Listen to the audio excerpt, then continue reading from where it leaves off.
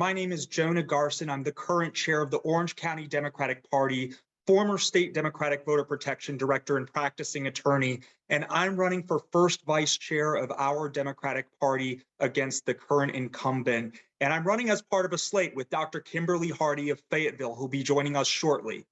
Together, we're running on a platform of party reform and good governance and accountability as two folks with extensive political fundraising experience and extensive organizing experience, and for me, extensive democratic lawyering and voter rights lawyering experience, who know that for all of the programs that we've been talking about, whether it's year-round organizing or whether it's community faith-based initiatives, these things tank money, and we're going to need to tank the party up as a first order of business. That is going to take addressing a trust deficit that we have with both donors and with grassroots and signal real change and a willingness to reform in our party to better it. Some strategists believe that Democrats should recruit candidates to run in all races across the state to force Republicans to dilute their resources. Others believe that Democrats should concentrate their resources and recruit candidates to run for seats only when there is a strong chance to win. Which strategy do you favor and why? I think ideally you want candidates running in every jurisdiction. I think one of the biggest failures this past cycle, and frankly in a lot of past cycles, is our failure to recruit.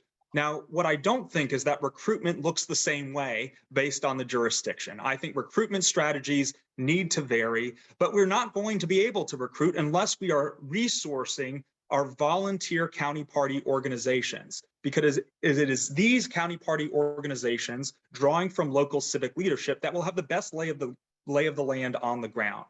I will say this, in 2018, I was the field coordinator for a couple dozen state legislative challengers running in every corner of the state in predominantly rural areas. There was 1.5 million set aside for those candidates at the time. We made big promises that we would continue to show up for them, to honor their commitments, to plant a flag for Dems in those rural communities, and to keep incumbent Republican money back. We need to make those good on. So, candidates, what would be your pitch to donors about why they should give to the North Carolina Democratic Party? Donors need to know that we are a party committed to change. We are a party that has a lot of anachronistic structures that haven't changed in decades. As we all know in this Zoom room, the world turned in North Carolina in 2010. When the GOP took control of our General Assembly, then gerrymandered themselves into power, not for just one decade, but given the last cycle's elections, 2 decades.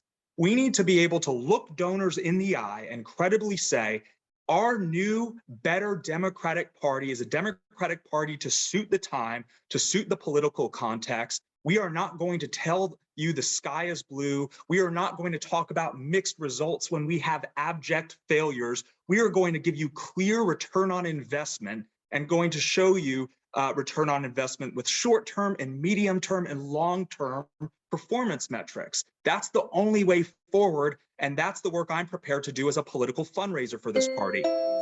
Currently, the chair assigns roles and duties to the vice chairs. What duties do you hope the chair assigns to your role and why? First and foremost, one portfolio that I know I would want assigned is addressing the trust deficit we have with donors to our party. We are not in good financial shape right now, y'all, at all, as a party. We do not have the resources that we need to finance all these great programs that we know we have to have as a state party.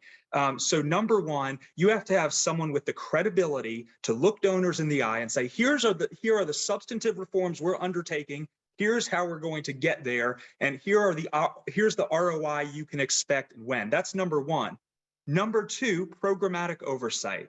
I'm a veteran organizer and I'm an attorney. And what I care about is also making sure that at Goodwin House, there is proper oversight of staff and proper collaboration to make sure that the executive director is empowered to succeed.